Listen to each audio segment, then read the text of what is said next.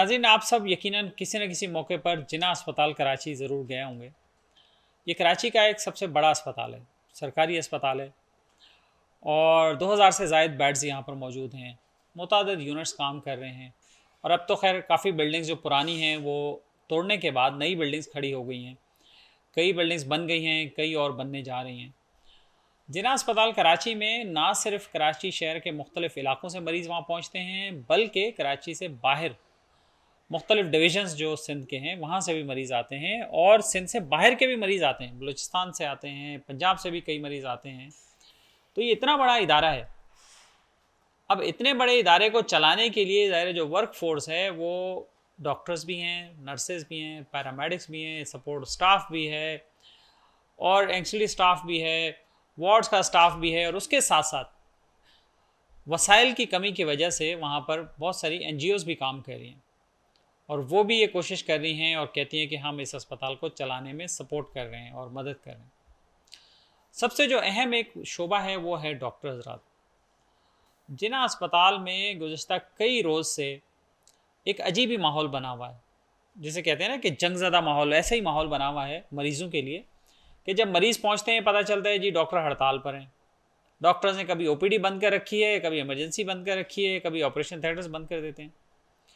तो जिन मरीज़ों के लिए इतना बड़ा इदारा खड़ा किया गया, जिन मरीज़ों के लिए डॉक्टर्स को हायर किया गया, नर्सेज को हायर किया गया, पैरामेडिक्स को, बाकी स्टाफ को जिन मरीज़ों के लिए रखा गया और उन्हें प्रॉपर हर माह तनख्वाहें मिल रही हैं, तो उन्हीं मरीज़ों का इलाज करने से इनकार कर दिया जाता है। मामला क्या हुआ, इससे पहले भी कई दफ़ा वहाँ एहतजाज हुआ, लेकिन अभी जो रिसेंट एहतजाज हुआ वो ये मामला हुआ कि मेडिकल ICU में एक नौजवान मरीज़ दाखिल था और वहाँ पर मेडिकल ICU में उसको वेंट की ज़रूरत थी जो उसे नहीं मिल सका। डॉक्टर्स ने उन्हें बताया कि वहाँ पे वेंट अवेलेबल नहीं है, मेडिकल ICU में वो उसे दाखिल करना चाह रहे थे। तो इस बात पर जो बच्चा था, उसके जो लवाकिन थे, जो रिश्तेदार थे, वो मुश्तैल हो गए। इस दौरान में जो बच्चा है वो एक्सपायर हो गया, नौजवान। उसकी वफ़ात के बाद फैमिली के लोग मुश्तैल हो गए और लोगों को उन्होंने बुला लिया, लोग जमा हो गए, मेडिकल ICU के अंदर घुस गए और वहाँ पर ड्यूटी पर जो डॉक्टर साहब मौजूद थे उन्हें बहुत मारा पीटा, ज़द-ओ-कोब किया, उन्हें बहुत मारा पीटा और उसके बाद अपना गुस्सा निकाल कर वो लोग फिर चले गए। ये बहुत दफ़ा ये वाक़यात हुए हैं जो कि नहीं होने चाहिए, बहुत अफसोसनाक वाक़यात। जो मरीज़ वहाँ जाता है, जो उसके अहले खाना वहाँ जाते हैं, उन्हें भी ये बात समझनी चाहिए कि कोई भी डॉक्टर किसी मरीज़ का दुश्मन नहीं होता। हाँ, कहीं नेग्लिजेंस हो सकती है, कहीं हो सकता है कि गफलत, लापरवाही हो, लेकिन उसके लिए अब एक प्रॉपर प्रोसीजर मौजूद है। उसके लिए सिंध हेल्थ केयर कमीशन मौजूद है। अगर आपको ये शक है कि आपके मरीज़ की देखभाल सही नहीं हुई और डॉक्टर, नर्स या किसी भी स्टाफ की गफलत की वजह से कोई परेशानी हुई है मरीज़ को, तो आप उसकी शिकायत सिंध हेल्थ केयर कमीशन में जाकर दर्ज करा सकते हैं। उनकी टीम बनेगी, वो इंक्वायरी करेगी और फिर वो रिपोर्ट देगी कि हाँ, जो आपका इल्ज़ाम है वो सही है या गलत है। उसके मुताबिक आप आगे कानूनी कार्रवाई कर सकते हैं। वैसे तो हिदायत ये है तो पुलिस को भी कि इस तरह की किसी भी डायरेक्ट कंप्लेंट पर कोई मुकदमा दर्ज ना किया जाए, लेकिन हुआ ये कि लवाकिन जो थे या रिश्तेदार थे, उनका गुस्सा ठंडा नहीं हुआ। डॉक्टर्स को मारने पीटने के बाद वो थाने चले गए और सदर थाने में जाकर उन डॉक्टर्स के ख़िलाफ़ भी मुकदमा दर्ज करा दिया। यहाँ एक बात मैं आपको बताता चलूँ, जो मैंने फिर अपने ज़राए से मालूमात हासिल की तो उसमें पता ये चला कि उस फैमिली के पीछे पाकिस्तान पीपल्स पार्टी की कराची लेवल की क़यादत मुलव्वस है, मुबैना तौर पर यह इत्तला आई और उसमें उस क़यादत ने ना सिर्फ उन लोगों को उकसाया और ना सिर्फ उन्हें सपोर्ट किया, बल्कि ये कहा भी, कुछ लोगों ने सुना भी ये कहते हुए कि उन्होंने कहा कि जाकर डॉक्टर की कुटाई करें। अव्वल आलम कुछ उसमें नाम भी आए सामने, लेकिन वो नाम अभी लेना इस वक्त मुनासिब नहीं है, चूँकि उनकी इस गुफ्तगू का या इसका कोई एविडेंस जो है वो अभी मेरे पास मौजूद नहीं है, इसलिए मैं नाम नहीं ले सकता उनका। और फिर ये इस बात को तक़वियत इस तरह से भी मिलती है कि जब लवाकिन थाने जाते हैं तो फ़ौरन ही FIR कट जाती है रातों रात। आप ख़ुद सोचें कितने ऐसे वाक़यात होते हैं जब आप कंप्लेन लेकर थाने जाते हैं, क्या FIR दर्ज कर लेती है पुलिस आसानी से आपकी? या उसके लिए आपको कितने पापड़ बेलने पड़ते हैं, दर्जनों लोगों से फ़ोन कराने पड़ते हैं, उसकी सिफारिश, उसका रेफरेंस ढूंढना पड़ता है ना आपको। लेकिन इस वाक़े में फ़ौरन ही FIR दर्ज हो जाती है। जो इस बात को तक़वियत देती है कि हाँ कोई पावरफुल लोग पीछे थे, कोई ऐसी फोर्स थी जिसने फौरी तौर पर डॉक्टर्स के खिलाफ एफआईआर दर्ज करा दी। तो ये तो उस पार्टी की क़यादत को भी सोचना चाहिए, उनके उन लोगों को सोचना चाहिए जो इस काम में मुलव्वस हुए, जिन्होंने सिफारिशें की या कराई कि भाई सिंध हेल्थ केयर कमीशन जब मौजूद था तो आप ये केस उसको रेफ़र कर देते और उसकी रिपोर्ट आने का इंतजार कर लिया जाता, फिर उसके मुताबिक कानूनी कार्रवाई हो जाती। अब इस मार कुटाई के बाद डॉक्टर्स कम्युनिटी ने हड़ताल कर दी, एहतजाज का ऐलान कर दिया, जिना अस्पताल बंद कर दिया, ओपीडीज़ में काम बंद हो गया, ऑपरेशन थिएटर्स में काम बंद हो गया, वार्ड्स भी बहुत हद तक सफ़र कर रहे थे। कई दिन तक ये एहतजाज चलता रहा। इस एहतजाज के बाद डॉक्टर्स ने अपनी डिमांड्स रखी, जिसमें जो मुलव्वस लोग थे उनके खिलाफ कानूनी कार्रवाई करने का मुतालबा किया गया। जो डॉक्टर्स के खिलाफ एफआईआर दर्ज हुई उस एफआईआर को वापस कराने का मुतालबा किया गया। फिर जो सिक्योरिटी अमला था जिसकी गफलत सामने आई उसके खिलाफ कार्रवाई का मुतालबा किया गया। और उसके साथ साथ एक बात और भी पॉइंट आउट हुई कि इस तशद्दुद की कार्रवाई में कुछ स्टूडेंट्स भी मुलव्वस पाए गए जो कि नर्सिंग कॉलेज जिना अस्पताल के स्टूडेंट्स थे, उनके खिलाफ भी कार्रवाई का मुतालबा किया गया। और जो हिफाजती माहौल है जिना अस्पताल में वर्कर्स के लिए प्रोटेक्शन के लिए उसका भी मुतालबा किया गया और सहूलियात भी फराहम करने का मुतालबा किया गया। क्योंकि अक्सर ऐसा भी होता है कि जब सहूलियात दस्तियाब नहीं होती, फैसिलिटीज़ नहीं होती, तो जो मरीज़ होता है वो समझता है कि जो ड्यूटी पे डॉक्टर मौजूद है इसी की जिम्मेदारी है देना, तो इसने नहीं दी इसलिए वो उसके गले पड़ जाता है। तो ये मुतालबात सामने रखे गए। इन मुतालबात पर हेल्थ सेक्रेटरी सिंध से डॉक्टर्स के एक ग्रुप की मुलाकात हुई, जिस पर सेक्रेटरी सेहत ने कहा कि इस पर एक्शन लिया जाएगा। एक इंक्वायरी कमेटी बनाई गई। उस इंक्वायरी कमेटी ने अपनी रिपोर्ट पेश की और सिफारिशात हेल्थ डिपार्टमेंट को भेज दी। तो हेल्थ सेक्रेटरी ने उन सिफारिशात पर अमल दरामद कराने की यकीन दहानी कराई, लेकिन उसमें यहाँ पर एक गड़बड़ हो गई। वो गड़बड़ ये हुई कि जो कमेटी ने सिफारिशात दी थी उसमें जो पॉइंट लिखे थे 4 से 5 पॉइंट, उनमें कहीं भी जेपीएमसी के इंतज़ामी अफसरान का नाम शामिल नहीं था। उन्हें गफलत का मुर्तकब करार नहीं दिया गया था। लेकिन जो ऑर्डर या नोटिफिकेशन हेल्थ सेक्रेटरी के ऑफिस से निकला उसमें कमेटी की रिकमेंडेशंस में कुछ चेंजेस पाई गई। 2 पॉइंट कम से कम ऐसे थे जो मैंने नोट किए, उसमें ऑल्टर किए गए थे या एडिशन किया गया था। उसमें से एक पॉइंट ये था कि डॉक्टर यासीन उमरानी जो कि जिना अस्पताल में डिप्टी डायरेक्टर सिक्योरिटी के ओहदे पर फाइज हैं और वो यंग डॉक्टर एसोसिएशन के एक ग्रुप के लीडर भी हैं, उनका भी नाम उसमें शामिल था कि उन्हें भी ओहदे से हटाया जाए। जबकि जो एक्चुअल इंक्वायरी कमेटी की रिपोर्ट थी, इंक्वायरी कमेटी ने कहा था कि जो सिक्योरिटी के हेड हैं कर्नल रिटायर्ड साहब, उन्हें ओहदे से हटाया जाए।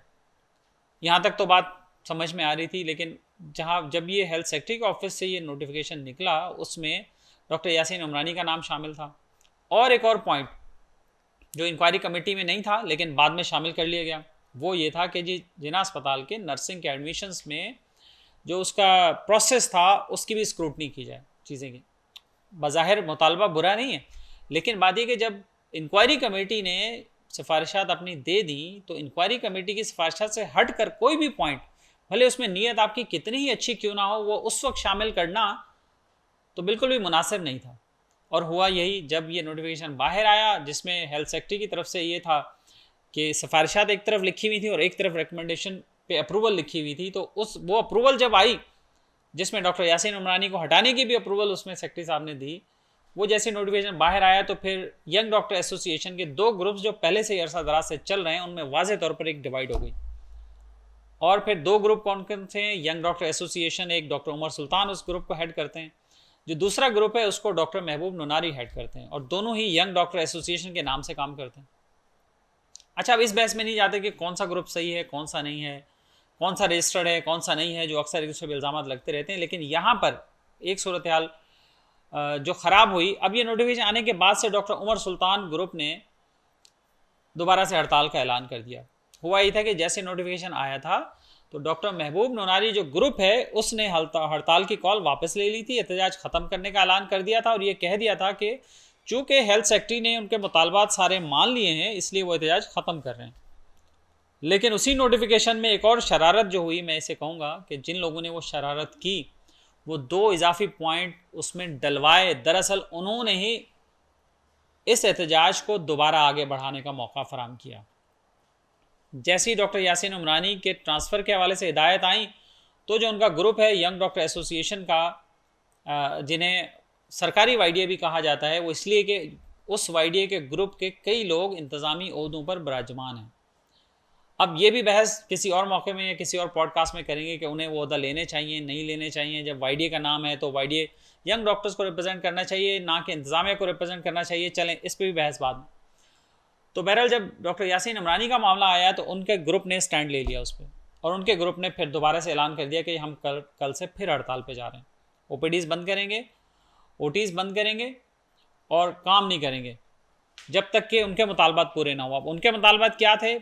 4 मुतालबात तो वही थे जो पहले ही इंक्वायरी कमेटी ने रेकमेंड किए थे, यानी लवाकिन की जानिब से जिस डॉक्टर के खिलाफ मुकदमा दर्ज हुआ वो ख़त्म कराया जाएगा, डॉक्टर्स की सेफ्टी एंड सिक्योरिटी का इंतज़ाम कराया जाएगा, तशद्दुद में जो लोग मुलविस पाए गए उनके खिलाफ कार्रवाई होगी, और सिक्योरिटी का जो अमला जिसने लैप्स किया, वहाँ पे सिक्योरिटी लैप्स किया, उसके खिलाफ भी कार्रवाई की जाती। और अब उसके साथ अब उनका एक मुतालबा ये और बढ़ गया कि डॉक्टर यासीन उमरानी का तबादला वापस लिया जाए।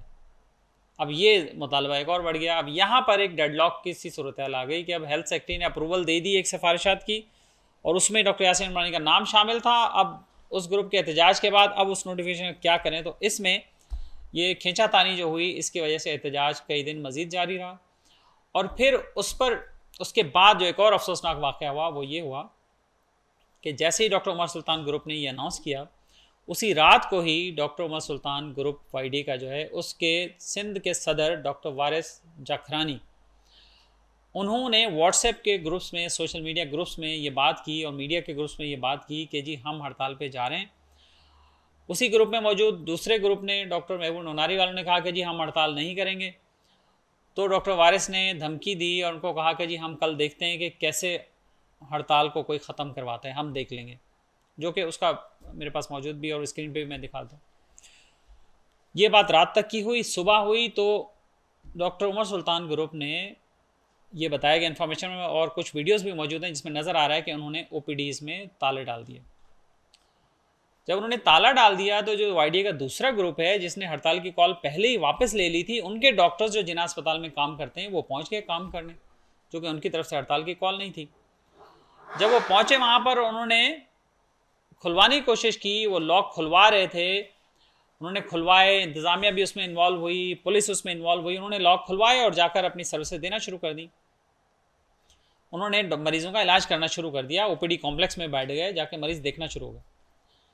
इसी दौरान उनका ये इल्ज़ाम है वाईडीए के ग्रुप का कि इसी दौरान डॉक्टर उमर सुल्तान ग्रुप के 25 से 30 लोग आए और जो डॉक्टर्स दूसरे ग्रुप के मरीज़ देख रहे थे उन्हें कहा कि आप ये मरीज़ों का इलाज फ़ौरन बंद कर दें, हमारी तरफ से हड़ताल है।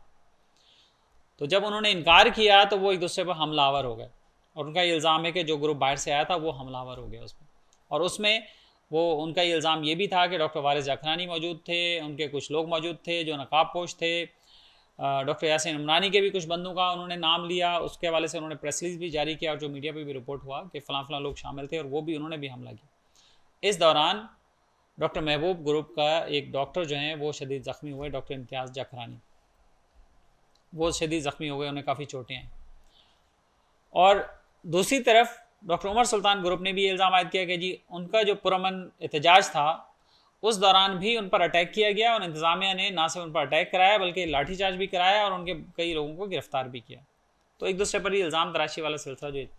अब उसके बाद हुआ ये कि जी डॉक्टर जो शदीद ज़ख्मी था उसने इंतज़ामिया से मुलाकात की, और उसके बाद वाईडीए डॉक्टर महबूब नोनारी ग्रुप फिर थाने पहुँच गया, सदर थाने, और उन्होंने थाने जाकर वहाँ एहतजाज भी किया और मुकदमा दर्ज कराने की दरख्वास्त की। उस दौरान ये बात सामने आई कि जी उन्हें कई घंटे बिठा दिया गया थाने में, वो कई घंटे तक बैठे रहे। उसके बाद एक इतला मीडिया तक ये भी आई कि जी वहाँ पर कोई जज साहब हैं वो सिफारिश लेके आ गए हैं दूसरे ग्रुप की, और कुछ वकला भी उनके साथ हैं, और वो ये मामला हो रहा है, एफआईआर दर्ज नहीं हो रही, और फौरी तौर पर मीडिया से हेल्प मांगी गई डॉक्टर महबूब नोनारी ग्रुप की तरफ से कि जी मीडिया फ़ौरन पहुँचे थाने में और आके देखें हमारे साथ ये जुल्म हो रहा है। बहरहाल जैसे तैसे उन्होंने भी सिफारिश कराई, किसी से कहलवाया या खुद ही हुआ या अपने एहतजाज या अपने बलबूते पर जो भी हुआ, उन्होंने एक एफआईआर दर्ज करवा दी, और उसमें अफसोसनाक ही कहूँगा मैं इसे, अफसोसनाक बात ये हुई कि डॉक्टर्स के खिलाफ ही एफआईआर दर्ज करा दी, और उन्होंने एफआईआर दर्ज करवाई डॉक्टर उमर सुल्तान ग्रुप के डॉक्टर्स के खिलाफ, जिसमें डॉक्टर उमर सुल्तान का खुद का भी नाम उसमें शामिल और डॉक्टर फ़ारूक रऊफ़ का नाम उसमें शामिल, जो वाईडीए की क़यादत थी उनके नाम भी उन्होंने शामिल कर दिए, और 25-30 नामालूम लोगों के भी नाम उन्होंने उसमें डाल दिए।